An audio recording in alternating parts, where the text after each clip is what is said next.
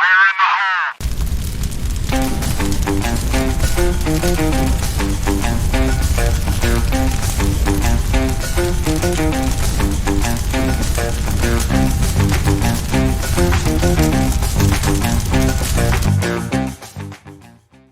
to Hot Takes here on Clubhouse Lounge Radio. I am your host, Keith Gibson. Our debut episode. We appreciate you joining us. The show for people, by people. That's right. You can call in and give your take and opinion on our topics each and every week here on Hot Takes. And today we talk travel baseball. And joining me to talk travel baseball is none other than Buddy Wilson. Buddy, thanks for joining me on the show today. Hey, Keith. Thanks for having me. We're going to talk some travel baseball, and we have our good friend Spencer Patton, former Major League pitcher, going to join us later to give his opinion and tell us what he thinks about travel baseball. And we'll take some of your calls as well. And, Buddy, I want to get your opinion kind of first and foremost, too, before we get started. What is your take on travel baseball? Has it become too big of a business, and are too many kids playing it right now? I absolutely think that it's become too much of a business and more about money than it is about the kids. And when people talk about it, they want to weigh out the pros and cons of everything, right? And the big pros to travel baseball are the overall development. They have the best facilities, the best equipment, the best coaches, the best fundamental drills, all those things that go with that. They also get a lot of things like good family time, and they build relationships that will last forever with friends and people that they travel with. But I think the cons overall far outweigh the pros. The price, number one, is very expensive, and you've been talking a lot about the economy, what's going on there, and sometimes they're paying $2,000, $3,000, $4,000, $5,000 just to play a season of baseball. Unless your kid's Kerry Wood, coming out the gate he's going to do some big things. Is that really worth the price of admission? It's time consuming, and the kids get burnt out really quick. Their entire summers and their families' entire summers are spent traveling around playing baseball. And I think we've defeated the purpose of why we do this. And the big thing to that is this is supposed to be part of the community. And we're missing that, except for the communities that are benefiting from it because the teams are traveling there, and that's great for those towns. Let's stop right there, and I want to go back and talk about your point number one was the kids are it's a big business. It is a big business, and it has been. There's nothing we're going to stop it from being a big business. My problem with it, and I'm not completely against travel baseball. I think you're right. There's a lot of pros to it. But I do think the cons outweigh it, and the fact that with the way the economy is today, and it's just not about money, but it is because it's a business. Yeah, you're spending more on hotels, you're spending more on gas. These kids are needing new equipment all the time, jerseys, hats, sweatshirts. The travel is a major part of it, but it's also the equipment that these kids are having to provide for themselves. There's not team bats like, there were when I was growing up, and I know times have changed, but, that's a big con to me of how much money these parents are spending and throwing into this at the young age of 8, 9, 10, 11 years old. And I just don't see it as a benefit to them, because what I am seeing with my own eyes is these 8, 9, and 10-year-olds aren't being taught the fundamentals of the game. They're just being thrown out there, and here, you're a second baseman, go learn the position. Or they're being coached by, and don't take offense to this, parents, but this is what I'm seeing, are being coached by parents who never played the game or don't know the ins and outs of the game too. Yeah. So these kids aren't doing that. And your second point was what now? The time consuming. It's definitely time consuming. These kids are starting in February and not in until August when school starts. Yeah. What happened to a kid being a kid? I don't know about you. When I was growing up, man, I played baseball. I played a lot of baseball, but I also played tennis in the summer. I got out and rode my bike, went to the pool, did a whole lot of things. These kids are consumed with nothing but baseball 24/7. And ladies and gentlemen, I love the game of baseball. It is my absolute passion, and I love baseball next to radio, as you can tell. But, yeah, buddy, I can agree with you totally that they're consumed with it. What else? What kind of other cons you got? Because I love this. I like the point that you mentioned about, you played growing up and you enjoyed every second of it. I played baseball growing up over in St. Joe, and we had a tremendous rec league. And I talked to a guy one time that said, well, maybe we need a localized travel baseball. And I said, maybe we need to go back to rec leagues then, because that made zero sense. We need to go back to having teams in every town, and we play each other locally, because what's the point of going to Gulf Shores and jamming these kids through 15 games in a 5-day period? Right. And they're burnout, they're hurting themselves, and it costs a tremendous amount of money. I know we've mentioned that before, but right now, with things being tight the way they are, it's just not worth the trouble. And there's something to be said for playing in front of your hometown and all the parents and all the kids, and you know each other, and the kids are kind of jawing back and forth because they know each other. We're missing that element of the game. I agree totally on that, and I know a lot of parents say, "Well, the rec leagues aren't the talent level that they were." Man, there's a lot of talent in rec leagues, and kids grow from that. They build bonds with that. I mean, some of my favorite memories are from rec leagues. Now, we didn't have travel ball back then. I mean, we're talking 25, 30 years ago. Yeah. Show my age a little bit. It's all right. I'll be 42 on April 8th. Anyone wants to give me a birthday present? But my point is, we had fun. I remember my Little League team. I remember those guys I played Little League with. I remember my Pony League team, the guys I played, Babe Ruth, whatever you want to call it. It's that next level, that 12 to 15. I remember those guys. I remember my Legion baseball team. I remember all those, and we didn't travel around. I mean, we had an all-star team, and that's what you got. You got your all-stars, and then you travel tournaments, but it was all within 45 minutes, an hour. But we would only play 4 or 5 games on a weekend, not 15 to 20 like some of these guys are playing. One of the big things, too, I think that it's detrimental to the kids is how much pressure we're putting on them for a game. You need to put a certain amount of pressure on your children to try to develop them in life. And I know everybody says kids aren't tough anymore, but this is baseball. It's supposed to be fun. We're supposed to be putting a certain amount of pressure on them to perform, but not so much that they're breaking down crying on the field, that dads are screaming, parents are fighting. It's not a good example to set for our kids, and that's what you create in these travel balls. It becomes cutthroat real fast. It does, and because it's a business. Yeah. And that's exactly why it's become cutthroat. I think that's a fantastic point, buddy, of parents, and I hope we get some callers who agree with us on this. It's not necessarily the kids that are the problem. It's the parents. Yeah, for sure. Absolutely. It's keeping up with the Joneses. It's who is it really about the development of the players, or is it about the parents? Because I've seen especially in the younger age bracket, that 8 to 12-year-old range, it's not necessarily about the kid. It's more about the parents trying to live out their dream. Now, if your kid's got talent from 8 to 12, especially that 10 to 11, 12-year-old range, I've seen it decrease through that. But that first 8, 9-year-old range, man, there's some kids out there who don't have I'm just going to be honest, don't have a lick of talent. They don't have a lick of talent. And shouldn't be on a travel team. They should be in rec league, but their parents are pushing them because that's what everybody else is doing. That's what everybody else is doing. They don't have a lick of talent, and they're not having fun, so they play 1 or 2 seasons and they're done. And right. we're losing our pony leagues. That's why baseball, you're not seeing as many kids play baseball long, is because of that, because I think they're getting burnt out too young, too quick. Hey, we're going to take a quick break. We're going to come back, and we'll go to the phone lines and take some phone calls and hear from you, the people, and what your take is on travel baseball. You're listening to Hot Takes on Clubhouse Lounge Radio. Are you in the need of a vehicle detail? Well, grab your phone and visit RocketMotorsDetailing.com. Book your appointment online today for that rocket shine. Remember, RocketMotorsDetailing.com. If it's not a rocket shine, it's just not clean. All right, we're talking travel baseball. We got a guy who's blowing up the phone line. I know he knows a lot about it, and that is Shane from Champaign. Shane, you've had kids in travel baseball. Tell me, what's your take on it, and is it becoming too big of a business? Well, it's definitely a business. That's for sure. I mean, there's no getting away from that fact. I wouldn't. I mean, is it too big of a business? I mean, that's, I think, up for debate. I mean, I think there is a pretty clear line, though. Like when you're talking travel baseball, and I've got a unique perspective in that I've got my oldest son who's 18 and my youngest son who's 10.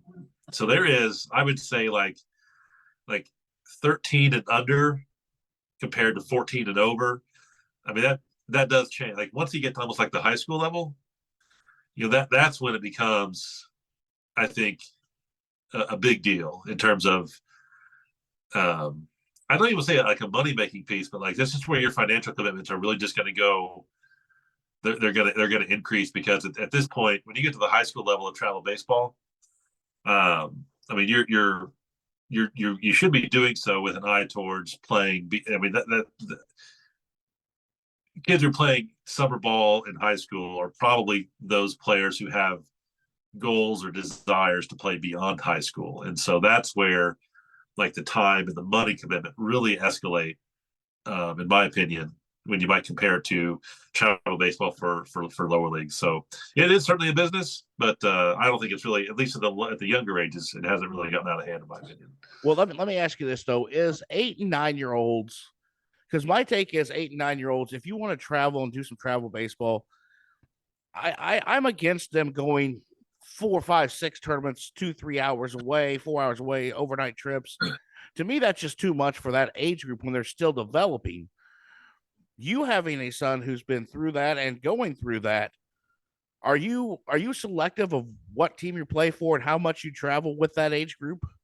Well, certainly got to be very selective, and interested parents should absolutely do their homework and make sure they're trying to join an organization that's going to meet their player and family goals. But where we're located at here in Central Illinois, really the Rantoul facility has really changed the game. Like it's called travel baseball, but like you're not really going anywhere. Like you're going to Rantoul every weekend, right? Like so, that's where it's like the travel piece might give it a kind of a negative connotation to it, but it gives you a local opportunity to play in a nice facility against other kids who have a strong desire. I mean, because that's really kind of I think where travel baseball kind of maybe started is those kids, I hate to say the bit more advanced kids, but just kids who want to play the game a bit more seriously than what you might see like across like a lot of like the little league rosters, where he might just be there, for social activity, they're kind of there to be there just to picking dandelions out in right field. Is that what you're saying? Yeah. So at the younger ages, the travel at baseball kind of eliminates that part of it. And again, if you're again, we're a baseball family, like, and that's just who we have been. That's who I was. So travel baseball certainly fit for us because of what we enjoyed doing as a family, what the boys enjoyed doing as an activity. So let me ask you this then: have you saw cost with inflation and everything, and doing this, not having to travel as much? Rantoul's great facility, fantastic facility. Mattoon's getting ready to build a new facility too there, which will help out Central Illinois big time to keep things at home. With your oldest, was it more travel early on too, though, because those facilities Not weren't really. here? No, so before Rantoul, a lot of those games were played at Parkland College, just on dirt field, right, instead of the turf facility that Rantoul is. Like you might have got like Jacksonville had a nice turf facility, and he played growing up a weekend or two throughout the year over there. Hour and a half away. It wasn't didn't bother us very much at all to do that, but it certainly was much more convenient than the Rantoul facility. And what's just nice about the turf facility is just they're not really impacted by the weather, in terms of just the rain, especially like in the early spring where it seems like it's raining 80% of the week. So that at least keeps games moving, and where it's just been nice. But no, I think you can. Again, there are some like probably ultra competitive teams and coaches that want to go and find and play games, not a year round, but longs and long times, long distances, and that's not what we're about. So we're going to stay away from those types of organizations. Those teams that do, though, is it a detriment, or do you think it's good for the kids to play those tournaments? To me, I look at cost, I look at travel, I look at a whole bunch, and it all depends to me of the age. Now, I'm okay if, as you said earlier, I agree with you with the older kids, that 12 to 16, 17, 18-year-olds. If you're going to play travel baseball like they do, which I think is good because they got to have an eye of growing and playing better competition and an eye of playing beyond the high school years. But for these younger kids, and I've seen it with my own eyes. I mean, I've been down to Kentucky and worked a couple of baseball tournaments and over to Indiana and things. I've seen teams from all over the country come in, and they're 8, 9 years old. And to me, that I don't agree with that. Well, yeah, that's a parent family. I mean, that's not. that's not travel baseball making them do that. That's what they, as a family, and as have signed up for their kids. And to me, that's the problem with travel baseball. It's not the fact that it exists. It's not the organizations that put the tournaments on. It's the parents that take it way too far. And I've got a million stories about parents I've seen from the sidelines that either too involved, you know, too much demands on their own kids, take the fun out of it. I mean, that's the problem with travel baseball. It's not the game itself. It's not the tournaments you compete in.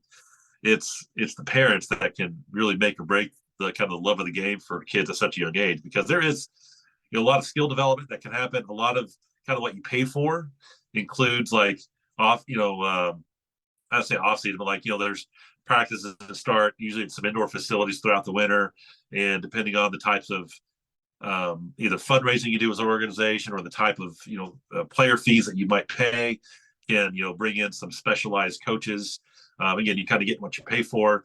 So that's all, you know, so there's the player development's happening for sure. I mean, it's not a detriment. The big, you know, cancer of travel baseball is the parents getting too involved in the game. You're the second person who's called in and we've talked to on the show here today who've said that. And the parents are want to keep up with the Joneses. You know, they want to do what their friends or parents are doing, or kids or parents. You know, it's crazy how much money though parents are spending in this day and age for some of this. Kid doesn't need a $500 bat every year. I agree. I'm 100% agree with you, and I'm glad you said that, because they don't, and you know, they don't need the best of the best. They don't need 6 bats. I mean, when I was a kid, and we had a caller earlier who I grew up with, Ryan, and you know, we used team bats. We didn't have our own bats. I know kids today, they've got a bat bag and they've got 6 different bats and 3 different gloves. And but I was happy to have a glove and a ball and give you a bat to play with.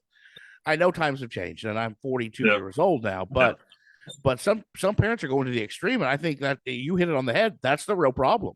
That's the real problem. That's the real, and again, because they're either they just have like, and it sounds weird to say out loud, but I've heard parents talk about major league aspirations at like the 9, just like, ease up, like let's get through middle school first. It's like before you can start thinking this kid's the next Albert Pujols or something. But yeah, but whether they're signing their kids up for like too much training, or they spend a bajillion dollars on all the equipment, you know, again, to each their own. You know, that's what our family's about. But I just you see a lot of that, and then, you know, we've got a great coach here for my youngest at the 11-year-old, I guess 11-year-old level now. You know, he does very well in setting clear expectations with parents, and says, and I believe it 100%. Like a lot of like the worst part of travel baseball for kids is the ride home with their parents from the game. That's it. And so, you know, I've probably learned some of my own lessons. You know, going through this now a second time, you know, I probably played into some of these narratives with my oldest, because, you know, I didn't maybe, you know, I need to learn as a parent too. You know, I don't want to say I didn't have to do that myself, but it is interesting for myself introspectively to just see how I'm going through this the second time versus the first time. But yeah, that ride home with mom and dad is the worst part, you know, and that's where, and some, you know, again, I might have been guilty of that with my oldest, where I've been very conscious of that the second time through with my youngest. So one of my biggest concerns with travel baseball as well, and you being a baseball guy and you understand this, and being a Cub fan, I know you from way back in the day, and I love it. So you're used to heartbreak, but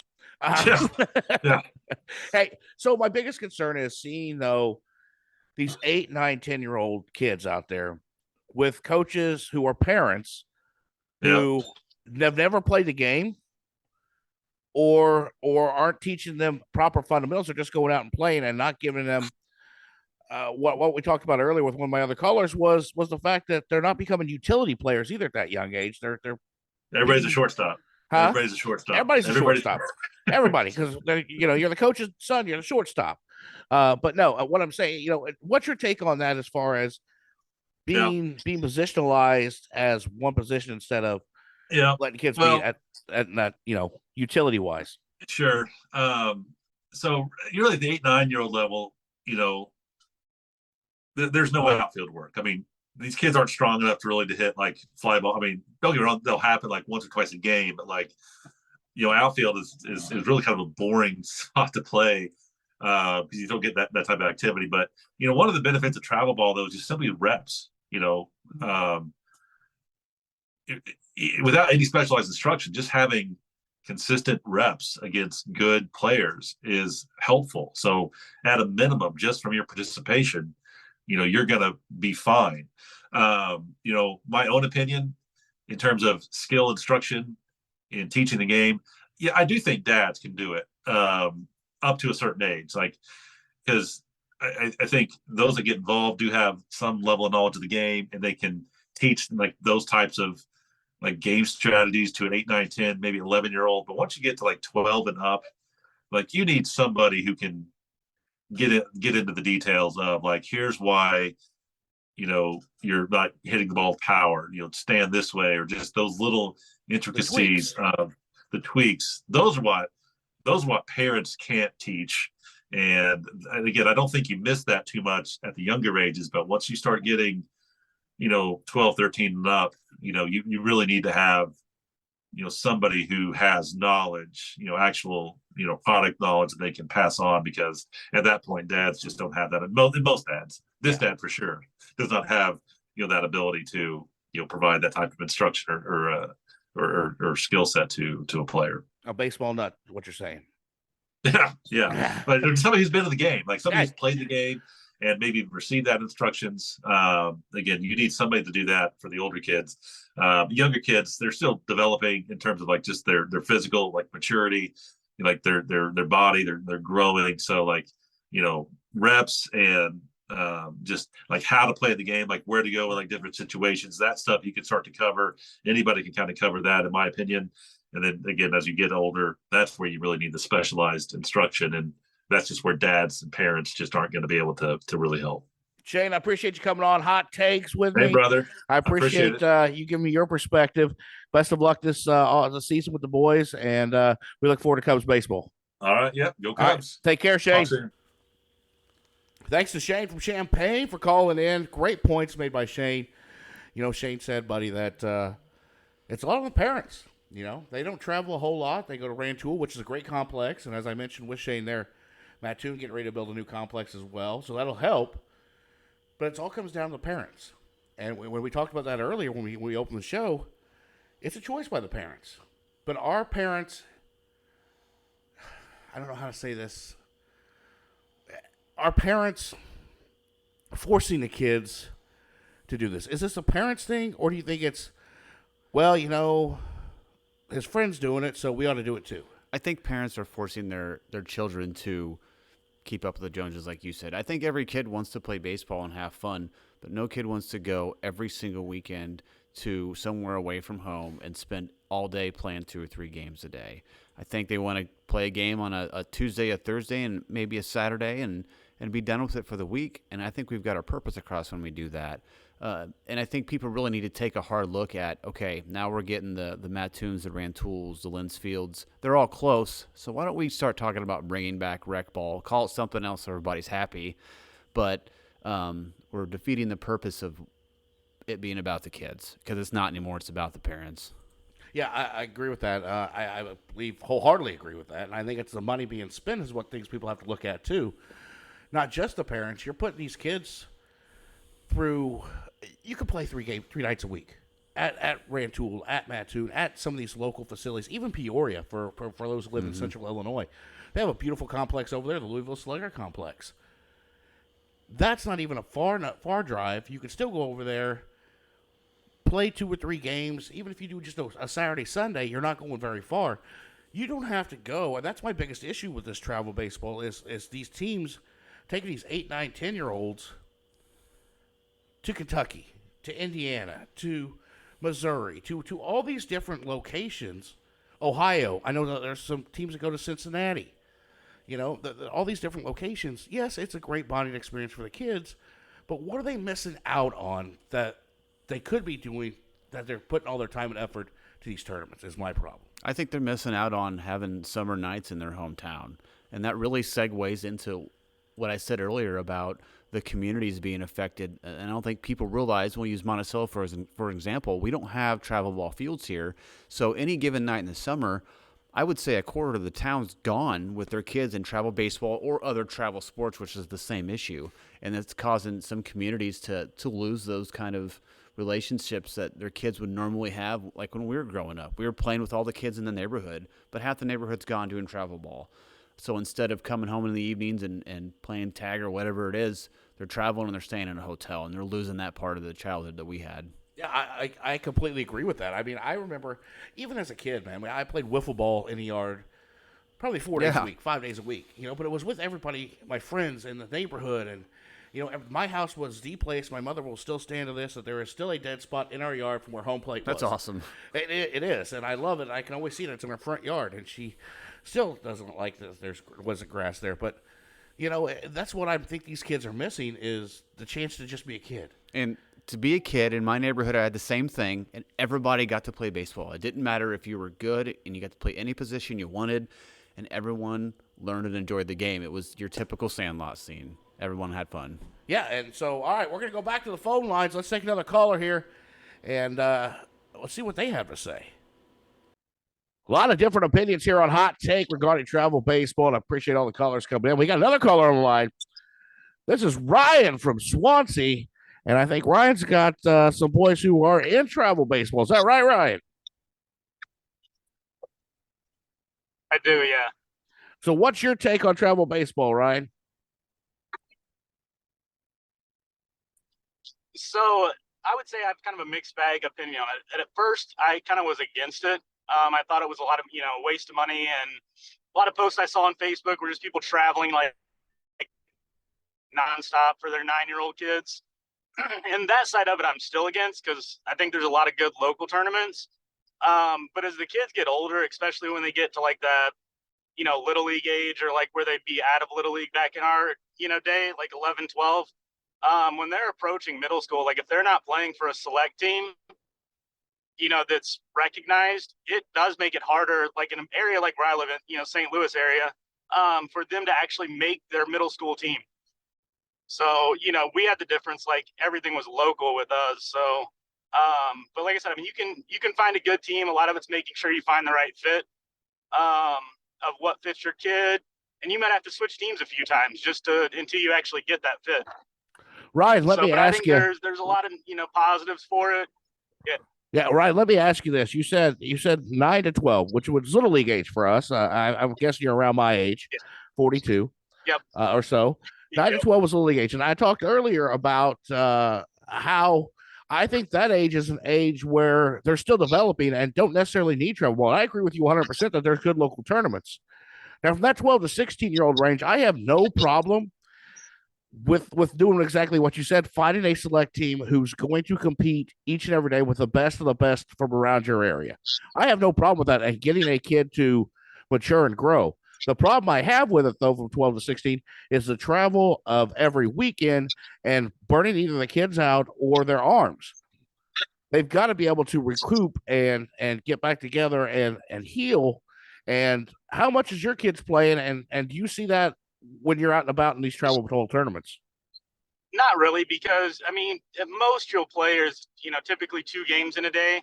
The only thing is like when it comes to bracket play, if you're, let's say whatever, you're like one of the worst seeds and you would have to run the table on Sunday. Yeah, I mean, you could have to play 3 or 4 games, but if you're playing that bad on the weekend, the odds of that happening aren't very good. You're probably going to get knocked out in the first or second game.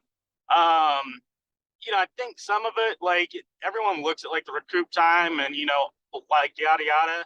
I mean, when we were kids, we played nonstop. So, and no one was worried about us recouping or, playing too much or shoot, we might be out playing baseball, for 7 hours in the day. And, no one thought anything of it. But were those 7 hours intensive labor is a great question, though, Ryan. You get what I don't like seeing as a kid throwing, pitching especially, and I guess that's kind of where my biggest objection is a team throwing a kid a lot in a summer, in a program for a team, and not letting his arm recoup. And that's my biggest thing. And not getting these kids to play different positions. I see him, okay, you're a second baseman. That's where you're going to play. Well, especially these younger kids, they need to learn every single position. It's going to be more valuable down the road. Yeah, I mean, I would agree with that. As far as the different positions, and again, that's making sure you find the right team and the right fit to where, if you want your kid to be able to be, a utility player and where they can play anywhere, because that's going to benefit them when they get in high school. You have to make sure you have the right coaches and the right program. As far as overthrowing, I mean, all these tournaments, it's no different than high school baseball, middle school baseball. They all have pitch counts, and it's all monitored. So, I mean, it'd be really hard for a kid to, again, unless you got a shady program, your kid's typically pitching once a week. So, maybe, I mean, if somehow it gets spaced out and you play, Wednesday and then again on Sunday, like he might pitch Wednesday and he might pitch Sunday, Well, but that's he's 4 not going days, to though. pitch back-to-back games or back-to-back days. Right. That's 4 days. I Yeah. have no problem with a 4 day of rest and then throwing. As long as you're on a pitch count, I have no Yeah. problem with that. My worry is these kids Yeah. are playing Wednesday, Thursday, Friday, Saturday, and Sunday as bracket play gets into Sunday usually, correct? Am I right on that? Typically, yeah. I Yeah. mean, some of these tournaments are extending to where I know we've got some this year that start on Wednesday and don't end until Monday. See, to me, that's crazy. So let me ask you about this. You're a parent who works full time, right? Yeah. Ladies and gentlemen, I may know Ryan a little bit, may know him just a tad bit. Just a little bit. Yeah. And you talk about run the table. The only table I ever ran was through 2 extra large pizzas at your house, but that's besides the point. But Wednesday through Monday, that's a lot of travel, man. How do you get off work for that? So it is, and I think again that's where kind of finding the right team plays into it, because the team that we're on this year, we have 3 out of town, quote out of town tournaments for the summer, and one's in Chicago, one's in Kansas City, and the other one's like an hour away, so you can really drive there. Everything else we do is local. So those local tournaments are a lot of times, I mean, you'll have 1, maybe 2 games a day, and that's it. We turn the other trips into this vacation. So, because again, we'll still play the game, and then it's like, well, I have 6 hours after the game to do whatever. And the other thing, the kids can bond, and it's a blast for the kids to be around their friends, at a hotel or a water park or doing whatever. See, I like that your team's only going 3 destinations, and a lot of teams don't do that. So you're on a good team that doesn't put travel as an emphasis. And so a Kansas City trip, a Chicago trip, and you said where else? An hour away. Yeah. So yeah, I mean, really, you've got That's 2 like my trips where you can Springfield. make a vacation. You can take a team to the ballpark in Kansas City, go see a Royals game. You got 2 options in Yeah. Chicago to do that. There's a lot of different things to do. There's great barbecue and great food in both cities. Yeah, I mean, I have no problem with seeing 2 out of town tournaments a year for a kid. I think that's well deserved for as much time as they put into it. My problem, Ryan, is the fact of when these kids are traveling every weekend to 2-3 hours away, and then there's hotel costs and gas costs and all that. I mean, that's got to be hard on a parent, don't you think? Oh, for sure. And again, that's why, like I said, find the right fit. When you're looking for a team, ask how many trips they take per year, how many actual out of town trips, because there's plenty of good local tournaments. Now, if you take a team that's, by where we grew up, yeah, it's going to be harder to find a local tournament. So, but if you're anywhere near like a city like Champaign, I'm sure Champaign has tournaments all the time. Every weekend up in Rantoul, that complex is used every And there's single plenty weekend. of All right, Ryan, thanks for your opinion. We appreciate it, buddy. I appreciate you joining me here on Hot Takes. Best of luck to you and the boy this summer. Enjoy, and we'll talk to you soon, all right? All right, thanks, dude. Have a good one. All right, we'll do. That's Ryan from Swansea giving his opinion on Hot Takes. Clubhouse Lounge Radio. Grab a drink, take a seat, and enjoy the ride. CHLradio.com. It's local music talent, local sports, and we're on air everywhere. Clubhouse Lounge Radio. It's good for the soul. Thanks to Ryan for calling in. Some great points from him over in Swansea. Ryan and I good friends. And I know he has done the right thing, buddy. I think so. He's made the decision to make sure his kids are on a team that doesn't travel a whole lot. Now, he's over in that St. Louis area where he can pick up a tournament. They can pick up tournaments a little bit of everywhere and not have to travel a lot. But, picking that right team and asking the right questions, once again, as a parent, is not putting his kids through a lot of travel and putting a lot of cost on him. Sure, and making that decision is for some parents might be hard to make because there's the ego thing that we talked about earlier. But a lot of parents, you just look around a little bit, talk to the league managers, talk to the team managers. You have several different teams in Champaign and the surrounding areas, and find the right fit for you and your family so you're not overwhelming yourself. How many away tournaments are there going to be? We played on a team about 10 years ago. Brandon Taylor and I coached a team, and we only had one away tournament, and then the rest of the games were local against Champaign teams and stuff like that. And so picking the best fit for you is key to making sure you have somewhat of an enjoyable time. Once again, it comes down to the parents making that decision. Do you want your kid? And once again, it's a decision that each parent will make. And I can't say whether it's a right decision or a wrong decision because it's based on every parent. My belief is just that we don't need to travel as much to do an away tournament every weekend or every other weekend to a far destination for the kids to get the same fundamentals and the same development. I mean, they'll get the same development whether you travel or not. Yeah, and the parents just need to remember it's about the kid and the experience they have growing up, and it's their summer. Don't ruin it by toting around so much that they don't have fun anymore. I think Ryan made a great point too, buddy, in the fact that the away tournaments, they do make into vacations. Yeah. He said I think they go to Chicago and I don't remember where else he said they were going to, but they make those Kansas City. They said they were going to Chicago and Kansas City. They're going to make those into vacations, which is how it should be. And it's opportunity. Yeah, for sure. Yeah, it'll do a lot of things, different things. Take the kids to a ball game if you're going to somewhere like that. You got the Royals in Kansas City. You've got the Sox and Cubs in Chicago.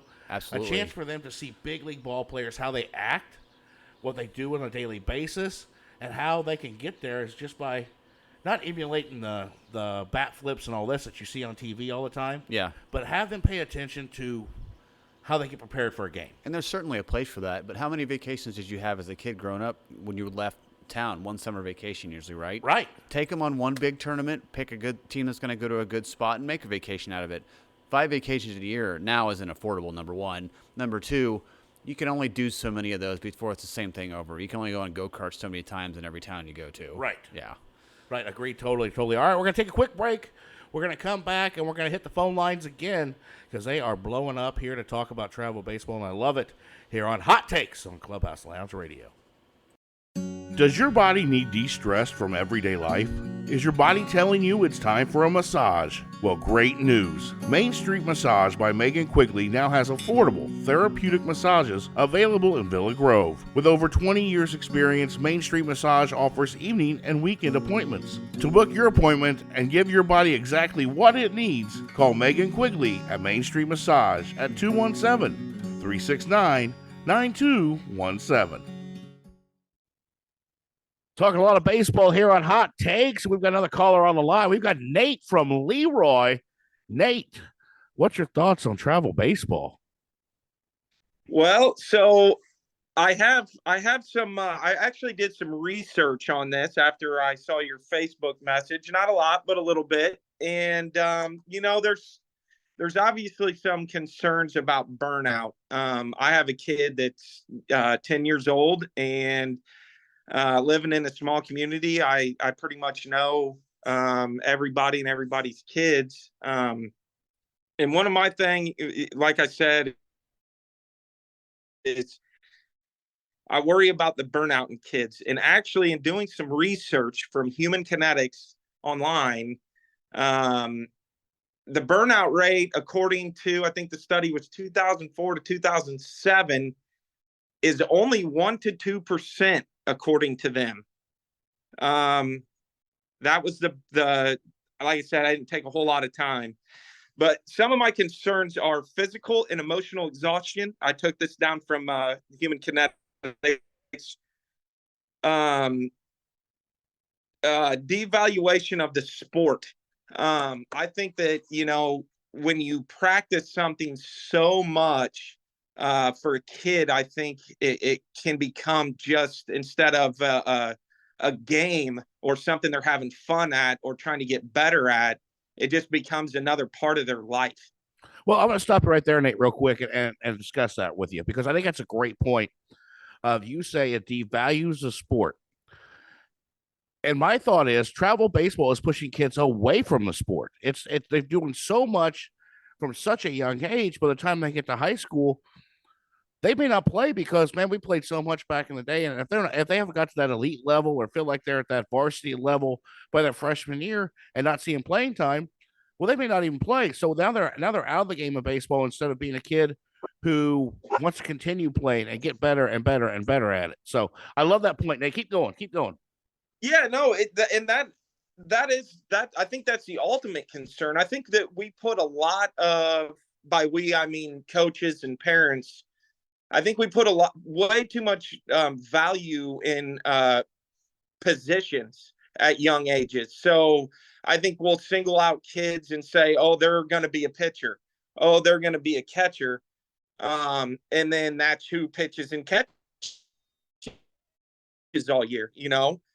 I think at the ages of 8, 9, 10, 11, and even 12 years old, in my opinion, I think it's too hard to project who's going to play what. And even if, like you said, are those kids even going to play this sport in high school?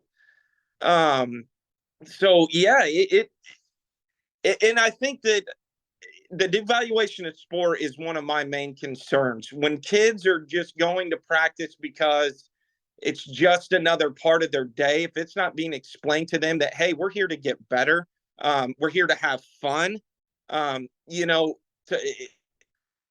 I think that you kind of lose the love of the game. And like you said, they might not play once they get to high school. Let me ask you this. In my opinion, I think 8, 9, 10, 11, that little league age, 8 to 12, is too young to be playing travel ball. I really do. I think they're still developing. Their bodies are still developing. And I've seen kids, I've seen it myself with my own eyes. These kids traveling every other weekend, different states at 8, 9 years old just to play baseball. So they're not able to be kids on the weekends. And I think that's a big part of it is it's taken away from that. And I think it depends on the kid, because I had very, very strong opinions on this. You know, even just a couple months ago, I would 100% agree with you on that. But I have also seen the flip side of that. I have friends who have kids that have played travel since they were able to pick up a bat, and they are now in high school and they're excelling. So I've seen both sides of the spectrum.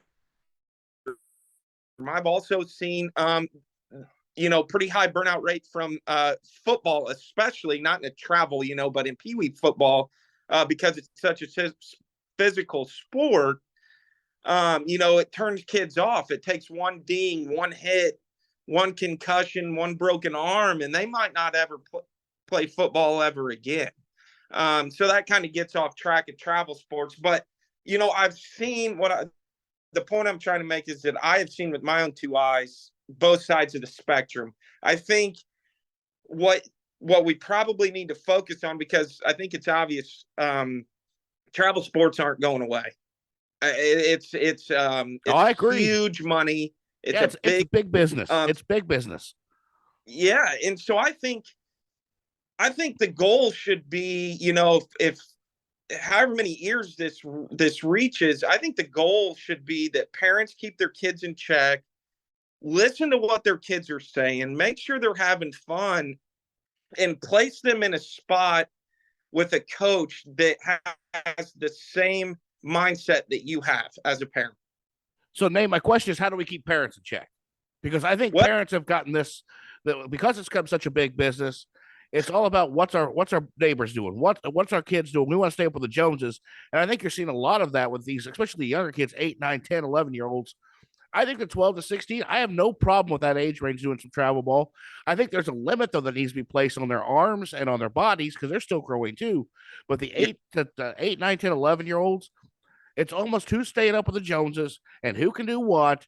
And we want to do this because our buddies' parents are, doing this. Our friends' kids are doing this. It drives me nuts because some of these kids haven't even learned the fundamentals of the game yet they're out there at such a young age. And they're not being coached by coaches who know the fundamentals of the game. They're being coached, and don't take this wrong, parents. They're being coached by parents who never played the game.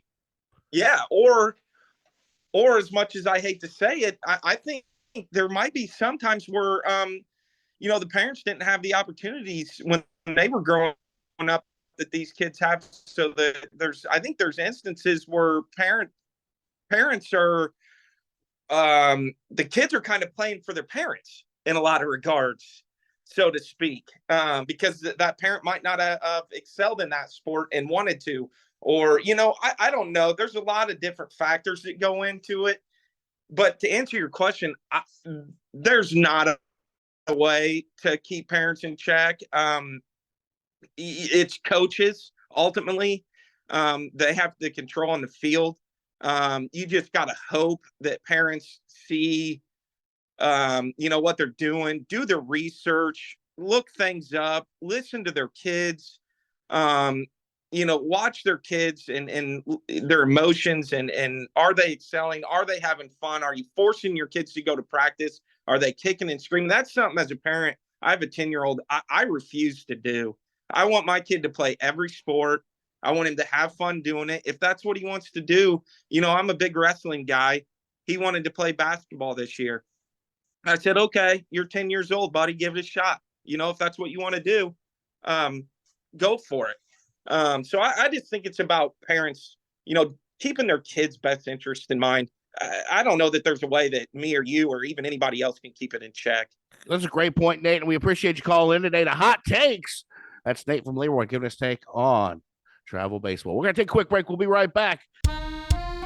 Three Ravens Food and Spirits, located at 108 South Charter Street in historic downtown Monticello, is what your heart desires when it comes to food, drink, and fun. We have a robust menu with offerings for anyone. Enjoy the family atmosphere in our dining room, or load up with friends and join us at the bar. We have the best whiskey selection in downstate Illinois. Check us out online at threeravens.pub for menus, news, and events. Three Ravens Food and Spirits, an Irish-American blend. Thanks to Nate for calling in from Leroy. Great points by Nate, buddy. He talked about baseball for the kids, for them losing interest long term because they're playing so much baseball at a young age, and I agree with it. I think you're seeing numbers down in high school ball. You're not seeing as many kids go out, or they're playing 2 or 3 years and getting burnt out and not continuing playing the game. So one of the things that we mentioned too was, keeping the parents accountable. So nobody wants to be told that they need to be held accountable and they're not doing a good job. And we're not saying that at all. I'm not saying that. But I'm saying that you need to make sure it's about the kids. We've said it before. It's about them and not you. What's the experience they're having? And if they're playing too much and they're getting burnt out and their arms are getting burnt out and they're getting injured, they're not going to enjoy the game anymore. And that's something that we have to be cognizant of. Agreed, but I think you have to hold the parents accountable a little bit, because what are we really teaching the kids when we put them on a team? They have to be held a lot accountable. I'm just going to say they have to be held accountable full 100%. What are we teaching kids when we give them everything they want, pay for all the equipment, pay for all the travel, pay for everything they do? What are we really teaching them? We're not teaching them a lot because it's something they didn't earn. It's something that we're giving them because we want to keep up with the Joneses. And it's something that, they typically in the past would have earned because you had a great season. I'm going to buy you a new bat. I'm going to buy you your own bat instead of sharing the community on. Well, no, every kid has a $500 bat. For what reason? Because they told them to buy it, because a donor told them they needed to sell them. Because every coach that does, and travel baseball and softball both, you got to have a game bat. You got to have a practice bat. Yeah. These bats they're making now aren't like the bats we played with. Let's be honest. There's only so many hits in a bat before they die, before they go dead. Sure.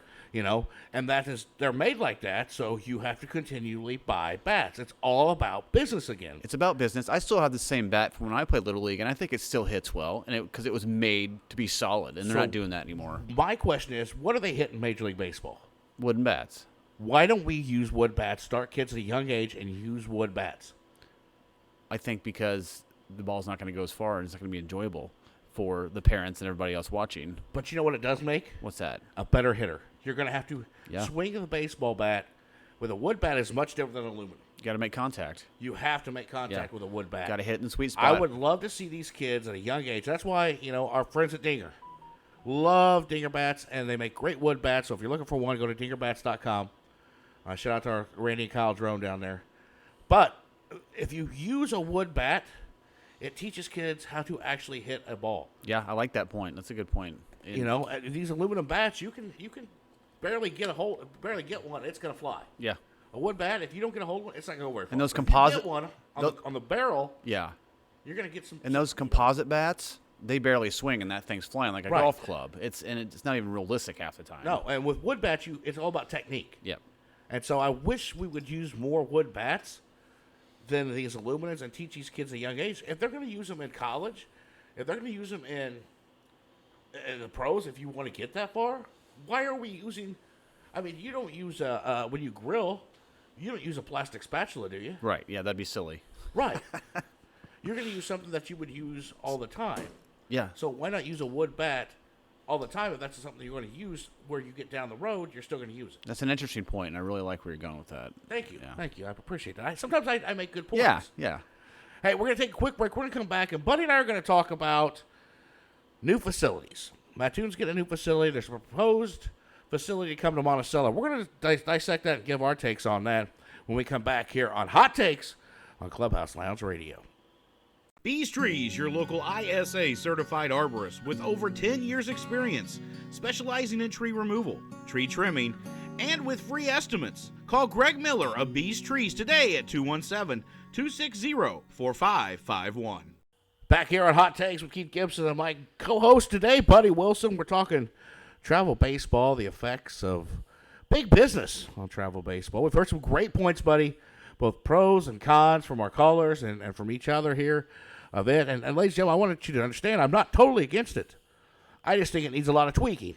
And I think we need to really take a hard look at the amount of playing time we're giving our kids and the amount of money we're spending for it, because I just don't know if it's worth it when we can keep everything in town, keep money in town in our communities, and play ball there. And if you got a chance to play at home and not travel as much, I'm all for it. Buddy, before we went to the break, we said we're going to talk about there's a new facility going up to Mattoon. Yep. So from us, where we live in Monticello here, it's not that far of a drive, about an hour. You got Rantoul, so that's within 30 minutes, 45 minutes. And there's a proposed facility to be put here in Monticello. In fact, right behind our houses. Right behind my house. Yeah, right behind yours and right across the street behind there from mine. Buddy, I'm going to be honest, and people who listen here in Monticello may think I'm crazy, but I don't want that facility. I don't think it's a bad idea, and here's why. And I think that a lot of these towns are trying to get the money grab of having all these travel baseball teams come in because they saw Linsfield do it, they saw Chatham Park do it, and for a long time they were the exclusive team. I think the grab on that, they've missed that time to get those big crowds because there's so many of them. So what I really think needs to happen is these communities need to get these fields and work their way back to localized rec ball, if you will. And they can have their own travel team, and they can host community games throughout the week and have a tournament or two for the local economy throughout the summer. But use that opportunity to invite other travel teams to you. You can go to them, and you're almost getting back to rec ball and having that tight-knit community and that closeness that you used to have. And, you know, there's nothing wrong with Monticello playing the Champaign Dream or the Champaign Chiefs and then playing in Rantoul and playing over and over again if you have 2 or 3 teams per town. I agree with you totally. And when I say I'm against it, I'm against it becoming a travel ball location. Oh, yeah, for sure. Here in Monticello, we do not have fields for our youth. You know, they're having to go to White Heath. The T-ball and coach's pitch, Peanut, they play on grass. And that's there's nowhere for them to go. Yeah, and that's so if we're going to build a facility, especially for baseball and baseball fields, I want it for our community. I want these kids to be able to stay in town and be able to play ball like I did when I was a kid. So if we're going to build a facility that has soccer fields, which, you know, they're getting turf on the soccer field at high school now. If it's going to have soccer fields, great, because there's really nowhere to play soccer for these kids either. There's no baseball fields for these kids to play. So if we're going to build it, I want to see it built for community base. But I also want to see it built so kids can grow. So they still have a place to play during the week. You know, if they want to go out and play baseball during the week, I don't want it locked up. I want to be able to go to the field and play ball. And I think that's the challenge that we give people overseeing this project is maybe relook at what it's about. We still do it, but we look at what it's about and make sure it's about our community first and our kids first. And I know we're short on time, but we have to concentrate on that first. And like you said, being able to give some of that summer back to them because they can go play a game, then go home and have fun. So that's, it's a challenge I put out there to those that are looking at it. What's our mark? Is it to make money for the community, or is it to help our local youth? Right. And what's our objective? And I want to get this straight. I love the layout and design. I think needs work, and I think we need a lot of input on that. I think I'm not totally against it if it's used for the right reasons. If it's for our youth and to build fields where our kids from Monticello, which is a big enough community, should have baseball fields and soccer fields for their kids, that we're not playing on grass and made-up fields. That's just my take, and I hope it becomes fruition, and I hope it gets a lot of input, and I'm with Buddy on that. I think the people who are in charge, if you want to reach out, I'll talk, because we live right here, and I don't plan on moving for a long time. I love it out here, and I love the fact that the field's there and it's available. Let's do it, but do it for the right reasons. Hey, we're going to take a quick break and come back, and we will wind up the show here on Hot Takes with Keith Gibson on Clubhouse Lounge Radio. Clubhouse Lounge Radio. Grab a drink, take a seat, and enjoy the ride. CHLradio.com. It's local music talent, local sports, and we're on air everywhere. Clubhouse Lounge Radio. It's good for the soul. We've had a lot of opinions here on Hot Takes today, talking travel baseball. Now we're going to welcome in a special guest. He is former Major League Baseball pitcher, pitched for the Cubs and the Rangers, and also pitched over in Japan for the Yokohama Bay Stars. He is Illinois native and good friend, Spencer Patton. Spencer, welcome to Hot Takes. I am excited to hear what you have to say today about travel baseball. Yeah, I've got some opinions. How you been? Good? I'm good, man. I appreciate you having me on here. Yeah, everything's been going pretty good so far. So a couple questions. First off, what's life like after baseball? Well, I'm not officially after baseball yet. I'm still trying to hook on with the team. Just trying to figure out what I want to do next, whether I, continue down the road of indie ball or Mexican League, or if I, try to hold out for a job here in the States. I'm not quite sure what's coming down the pipe, but it's coming soon. I don't know what it is, but it's coming. Well, I hope so. You're too talented of a young man and got too good of a right arm to not have something going on. But yeah, well, and the funny thing is, I feel better now than I had the last couple of years, and I'm throwing the ball really well right now. So it's kind of one of those things where I'm not really ready to give it up yet. So well, I don't blame you. I wouldn't either. It's a hard thing to walk away from. Mm-hmm. But what else is going on in life? Oh, well, I just spent the last month in Arizona out there throwing for scouts. Like I said, I was on the ball pretty well. So now I'm back home. Just I'm going to continue to throw around here and get some work in, stay healthy, stay in shape, and see if a team calls and see what happens from there. But we're doing good. We're building a house here. We're planting our roots here down by St. Elmo, and we're just trying to plant some roots and get our kids acclimated to a schedule that's not baseball so that they can actually have a normal life.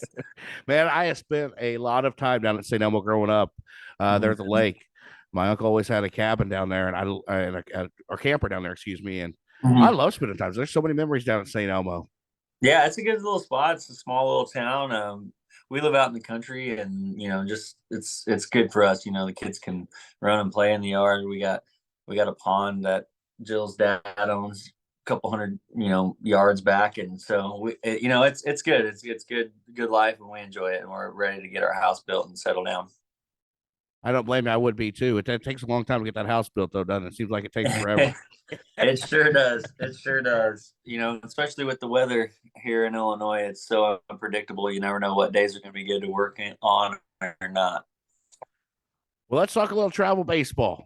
A guy who has played baseball his entire life, all levels. I mean, you're at the upper echelon of levels and had success at that level. Travel baseball has become such a big business. Agree with that? It's a massive business. It's one of the fastest and most lucrative businesses in the world. So what's your take on what is the age that you have think, I don't know how to phrase this. Okay. What age should kids really start playing travel baseball seriously? And is 8, 9, 10, 11, that little league age, in your opinion, is that too young to be playing travel baseball and traveling all over the country? Traveling all over the country absolutely is too young. I don't mind travel baseball at a young age. However, I think it's been so watered down that there's way too many travel, quote unquote, travel select teams out there that, in my mind, that type of team is reserved. You go out and you find these, 8, 9, 10-year-olds from different counties, right? You pool them all together and make one to three really good teams to compete in the region, Midwest. Let's just say in the Midwest, right? You travel all over the state, Indiana, Missouri, you play those teams. But now it seems like that you got these dads, and I know I'm probably gonna make some people mad, that are mad because their son doesn't play. So they're just gonna be like, we're gonna go start our own team. And now you have, instead of 3 really good teams of kids who are really talented, you have 10 mediocre to poor teams, and they go play these regional tournaments and get their butts kicked, and it's like, what are you teaching these kids, right? Like, if I just feel like if you had 1 to 3 really good teams and you had tryouts or you selected them from these local rec leagues, it would be what it's supposed to be, but if you're just wanting your kids to play with their friends and have a good time and learn fundamentals, then they should just play rec ball, in my opinion. No, I agree with you 120%. I'm glad you said that, because that's been kind of my statement to the other guys we've had on the show too, is it really comes down to what are we teaching these kids? Because you got a lot of dads who, and I've seen it with my own eyes, traveling these tournaments and working these tournaments and umpiring, dads who have never played baseball in their lives just want their kids to play travel ball because other dads have done it and their kids are doing it. And it's kind of like keeping up with the Joneses is what I've seen a lot of, instead of having a group of kids who can learn fundamentally and grow from playing good competition. Yeah. So, and being around this game, I've taught it and I've played it. When a kid, I can look at a kid and some lessons and be like, this kid belongs on a travel team. Okay, that kid doesn't. Now, does that mean that kid that doesn't, does that mean he's not going to be good and play on a travel team when he's 12? No, it's just at this time, he's not as good as some of these eight-year-olds, right? So and it just, to me, it frustrates me a lot that like you said, you got dads that have never played, but it's like keeping up with the Joneses. They want their kid to play with their friends. And I'm like, well, that's not what travel ball is for. If you want your kid to play with their friends, then they should go play in a rec league together and have fun. And what I'm seeing now is these dads put these kids in these rec leagues and they're getting their butts kicked, and their coaches and dads are pushing it way too serious than it needs to be. And then these kids get burnt out and they may not even play high school baseball by the time they get there, which is frustrating, right? Like, as someone who grew up, who's dedicated their life to the game, I love this game and I've never stopped loving it. And it saddens me to see these 8-year-olds who get pushed into all this stuff, and then they get in and they stop loving the game by the time they get to high school because of all that they've been through. And it sucks. I just don't like that. I'm right with you. I'm in total agreement with everything you're saying right now, because that's my stance on this, is seeing these kids and they may play 8, 9, 10. After that, they don't want to play anymore. They're completely burnt out of the game, and that's taken away from the game period. Because who knows if they didn't get pushed as hard at 8 and 9, as you said, maybe at 12 they hit that growth spurt, or they hit that age where they start developing quicker and faster, but they never find out because they were pushed so hard early on. And that's why I don't mind seeing 12, 13, 14, 15-year-olds select teams, as you say, taking groups of kids who are at the same athletic ability and skill level playing together. But I just don't like seeing all these teams, put together with just kids who aren't getting taught fundamentals, number one. I've seen a lot of that. And kids who are being pigeonholed into one position. Yeah. I've seen some of these 9-year teams, which is when you start pitching to each other,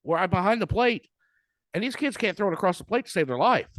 No. And they don't have, but the mechanics are awful. The catching is awful. I don't know how many times I've been hit because the catcher has not been taught how to block a ball. Right. You know, and it's just like, I sit there and I think to myself, what I do? First of all, what am I doing here? Yeah. You know? And because I just want to reach out and say, hey, can we teach this kid how to block a ball, or can we teach this kid how to throw? And I'm not seeing it.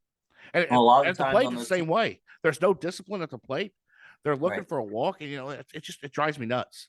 Yep. The sad thing is that like some of these teams, that's where they'll try to hide players behind the plate. So like their player who is probably the worst player on the team, just put him at catcher. Well, how about we teach the kid how to catch and teach him how to, properly do something instead of just hiding him back there. Then that's, I don't see a lot of teams teaching proper base running, rounding first the right way, sliding the right way, how to round first base on a single, to right, left, center. I mean, those are all different types of turns at first base. Those are things that these kids need to learn at a young age before they get to, and I've talked to some high school coaches, and they're like, we're getting some of these kids and they don't know how to do some of this stuff. And now we've got to focus our first month of practice on re-teaching fundamental stuff that they should have learned coming up. And it shouldn't be that way. If we're wanting to start travel baseball at a young age, I'm all for it. But let's teach them how to do the things the right way. So that way when they start to get older and start to progress, they already know the fundamentals. Now they're learning different types of strategy to play the game. And then by the time they get to high school, high school coaches can worry about winning, with the skill set that they have, instead of having to go back and relearn all this stuff that they haven't learned before.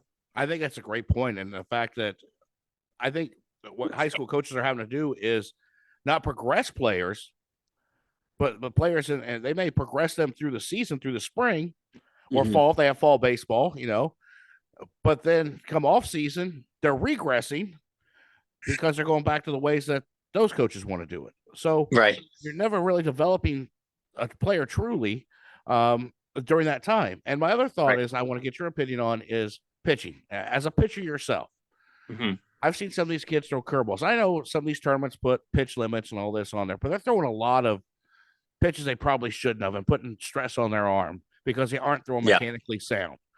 What's your take on that? I don't think you should throw a curveball until you're in 8th grade. Okay. 13, 14.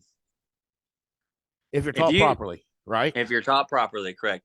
There's no reason that you shouldn't be able to get through 8, 9, 10, 11, 12, 13, even 13U with a fastball and a changeup. If you teach a fastball and a changeup correctly, there's no reason that you shouldn't be able to get through those leagues, in my opinion, and pitch successfully. Throwing a curveball, listen, you just go look at the statistics on Tommy John statistics. Just go look them up. Go look at Tommy John statistics and how young kids are getting Tommy John these days. What's the difference? What has been the difference between 20 years ago and today, and why kids are getting Tommy John at a younger age? One, it's because we have so much emphasis on travel ball and playing baseball all year round. And two, we're teaching kids at a younger age to throw curveballs and throw more of them. And that's my opinion. But I feel like that's statistically backed up. I think so. It is too. And that's my opinion too. I don't want to see a kid throw a curveball. I think. Well, and then you got tournaments that don't have pitch. I've heard of tournaments that don't have pitch counts. That's crazy. That's crazy. So I kind of prepared for this interview because I found this. A buddy of mine sent this to me. It's from the World Baseball Classic. All right. So let me read this to you. It says, pitchers for all countries are limited to 65 pitches per outing in the first round. If a player throws more than 50 pitches in an outing, he can't pitch for the next 4 days. If he throws more than 30, he can't pitch the next day. Finally, if he throws on back-to-back days, he must sit out the next day. That's for professional players playing in the World Baseball Classic. And we can't even have the same type of thing happening for our young kids. That is asinine. Absolute asinine. And anybody who doesn't follow at least this type of pitching count regiment shouldn't be nowhere near travel baseball. They should be fired, and they should be nowhere near coaches. And I'm sure there's a lot of coaches that are going to be listening to this, but it gets me fired up that I have seen coaches, I've heard of coaches that have no business being around young kids because they don't enforce this type of stuff. And because I love that. their I rings, love that their you ring. are so adamant about that, Yeah. Spencer. Just Well, I because got two boys that are going to be coming through it. I got two boys that are going to be coming through it, and I can guarantee you, if the coaches that they're playing with don't abide by something like this, I will walk right out on that field and take them off that field, because it's asinine. These rings, these championships, they don't matter. Yes, it's fun to win. Don't get me wrong, and I hope they're trying to win, or else why are you out there? But it's not. You're not going to jeopardize the health and safety of my kid or anybody else on that team to win you a plastic ring at the end of the weekend. It's just not going to happen. Right. It's not what you have from 16, right? What's that? It's not a ring like you got in 16, right? Right. Yeah. And I'm not, exactly right. Now, I get it. In the pros, it's totally different, right? Like I'll throw my arm out in a World Series to try to win a World Series, but I'm also getting paid lots of money to do that. And there's a lot more riding on that championship than there is a 8, 9, 10, 11, 12-year-old championship that nobody's going to remember 2 years from now. And when you get into high school or college or nobody's going to talk about that. I have never talked about a travel ball championship or travel ball team to anybody after high school. Zero. Nobody cares anymore. Let's talk. I don't want to keep it too much longer, but let's talk about the older age group now. Okay. At 15, 16, 17, 18. What is your advice to those kids who have talent and look to play at the next level? What should they be doing and focusing on come if they play travel ball, or should they just do showcases where coaches and scouts can see them? What is your advice? I think there's a lot of you could have a lot of irons and different fires there. I don't think you should just go around to tons of showcases because again, those cost money, right? And the people who put on those showcases are, they're out there, they're going to make their money out of it. And the kids that scouts want to see are invited there for free. If you're not invited there for free, you're just providing money for the facility or for the organization, right? So not to say that you can't get seen out of those. I did a couple of them myself in high school. I would say I think travel ball now for high school age kids is a must. If you're looking to play at the next level, you need to get on a travel ball team that does travel within the region. Maybe a 1 or 2 long distance trip in the summer, but play on it. And these kids I think too, for high school age kids, we need to teach them real self-evaluation skills, right? Have them, self-evaluate. What are you good at? What are you not good at? Look around on your team. Are you the best one on your team, or are you not the best one on your team? If you're not the best one on your team, what do you need to do to get better? And what do you need to be the best, right? So like that was kind of part of what I used travel ball for in high school, was I went on the team and I immediately knew that I was not the best person on that team. But I was determined to be one of them, right? So like I put the work in, and I was gonna try to be the best one on the team. But it was a good evaluator for me to kind of measure up to see where I measured up to the rest of the kids in the state. Because again, this is what I was talking about earlier, is on that team we had kids from Chicago, we had kids from Paducah, we had kids from over by Missouri, Indiana. Like we had kids all over the states, or all over the state, and even in some of the border states, and we all came together twice a week at practice in Marion, Illinois. It was crazy, right? And then we played tournaments all summer long. And that's what I mean by travel. Like you should be pulling kids from all over. And, obviously the younger you are, the farther your reach is or the shorter your reach is that you pull from. But when you get into those high school age, you should be trying to pull kids down from Chicago, over from St. Louis. Like that's your team. That's your Midwest team. But it was a good self-evaluator for me. And I think when you go through a younger travel ball system where dad says, well, you're not playing and you should be, we're going to start our own team. You're not giving that kid, you're almost saying, what are you teaching them? Right. You're almost telling them, oh, we're lifting you up. You should be the best on the team. Right. You're not teaching him how to compete for a spot or to get better, to be better on the team. You're just pulling him out of a bad situation you don't like, and then making his surroundings fit his skill set. That's not going to help him in the long run. Well, it doesn't teach him to overcome adversity whatsoever. Correct. It doesn't teach him discipline. It doesn't teach him how to any hard work to get there. And that's the biggest thing I see is that's a fantastic point. I love it. Is the fact that it is so watered down. The fact that these kids aren't being taught not just fundamentals, but how to work for something. And that's why they grow up and they feel like they don't have to work. That's why we have participation trophies. And I can't stand participation trophies because what did you earn? What did you get? Nothing. Losing teaches you so much. Right. Yep. And just to build another team and have that done is not teaching them anything. And that's my biggest gripe with all of it. Right. It's really not. It actually hurts them in the long run, I think. And my mom told me when I started my travel ball team, she said, you're gonna play, and if you're gonna play, you're not gonna quit. You can't quit. You're gonna play at least one full season. And you don't see that anymore either, really. I mean, if the kid doesn't like the team or they don't like the coach, they just pull them off the team, start their own team. Well, that's not teaching them to stick it out, to grind it out, But as to your point with older kids, get on a good travel team that, is challenging you to be a better player, I think is the way I wanted to put it. You can do showcases, but I wouldn't go, these colleges send out letters all over the country. I wouldn't go. I mean, I got some from Stanford, like Princeton, all these schools I knew there was no shot of me getting into, and asking me to come to showcases. So you don't be going across the country to these showcases unless you're the number one draft pick, right? Whatever. But go to local showcases. Those are fine. Social media is a real good tool now. Start putting your videos of you hitting and pitching on social media and sending them out, or putting videos together, sending them out to colleges, or, that kind of thing. That's starting to get a big time thing now. But also get with a private instructor who's not who's not running kids through like a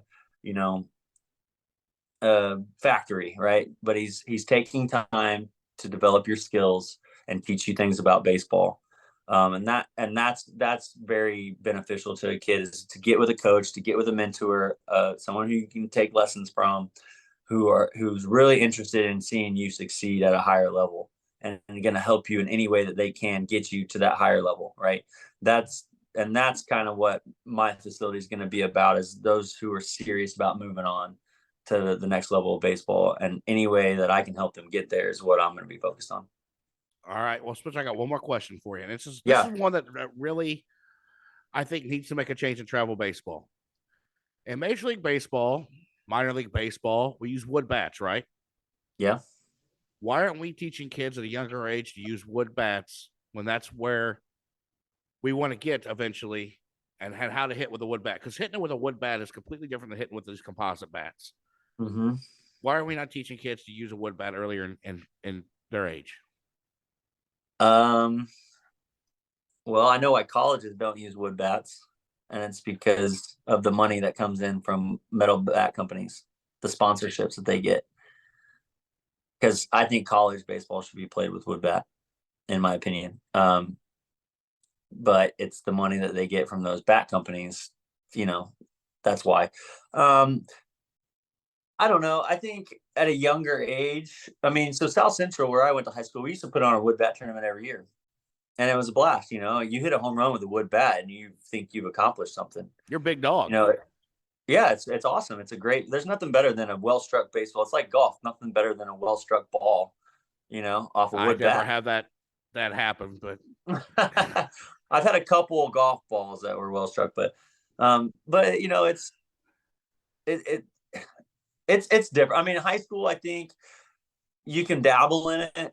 Below that, I think a metal bat is good, just because they're still developing a swing, and a wood bat is very unforgiving, right? So like if you hit a ball not quite right with a metal bat, there's still a chance that you might get a hit, or still, a chance that you might hit a line drive somewhere, which is good. You want to build up confidence with those younger kids. But when you start putting wood bats in the hands of young kids, they're very unforgiving.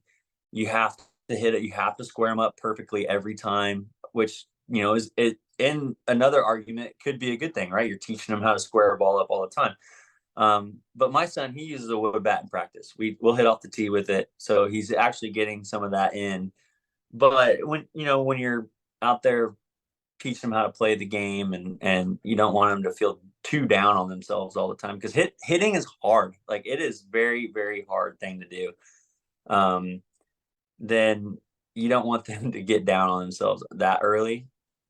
But I think in high school you can start dabbling in it, right? Because especially now, guys are getting bigger and stronger in high school. It's kind of crazy to see some of these high school athletes, how big they are. So start dabbling. I think maybe high school should have a couple wood bat tournaments here and there. And then in college, I definitely think college players D1s should play with wood bat, because I've seen it so many times. You got these guys that hit 450 with 30 some homers in college. They go to pro ball and they hit 175 with 5 homers their first year. And you're like, yeah. And you're like, what, how is this kid even here? Right. Like, right. But with a metal bat, he looks great. Yep. That's my biggest point right there. So yeah, Spencer, thank you for joining us. I appreciate your time as always. Best of luck moving forward. We'll keep dabs on you. And if you need anything from us here at Clubhouse Lounge Radio, you know where to turn, brother. Absolutely. I appreciate you having me on. All right, ladies and gentlemen, Spencer Patton. Sorry if I ranted too long there. No, it's great. We love hearing your perspective, man, because you've lived it. You're there. You've done it. Yeah. You've been at every level, and you're seeing it firsthand now. So take care of yourself, and we will talk to you soon, my friend. All right. Thanks for having me. Are you looking for your dream property? If so, I can help. My name is Rodney Hawkins, and I am a land specialist with Midwest Farm and Land. We specialize in farmland and recreational ground, but don't let the name fool you, because we sell houses too. With over 50 million sold in 2021, we are not your average real estate company. We have agents all over Illinois to help you with your buying and selling needs. We are truly a local company with a national reach. Give me a call and I'd be happy to talk to you about what we have to offer. Rodney Hawkins, Land Specialist, Midwest Farm and Land Company, 618-925-3153. Close it up. Hot Takes, our debut episode here on Clubhouse Lounge Radio. We appreciate you joining us. Appreciate everybody joining in, and I appreciate Buddy Wilson joining me today on Hot Takes. Thanks for having me, Keith. I had a great time, and I look forward to doing more. Yeah, we had some great perspectives on travel baseball. And if you listen, we want to know your thoughts. Give us your thoughts and comment, either on Facebook or Twitter, Instagram, somewhere where you travel on social media. Share the show and help us grow. So for my co-host today, Buddy Wilson, I am Keith Gibson. This has been Hot Takes on Clubhouse Lounge Radio. Fire in the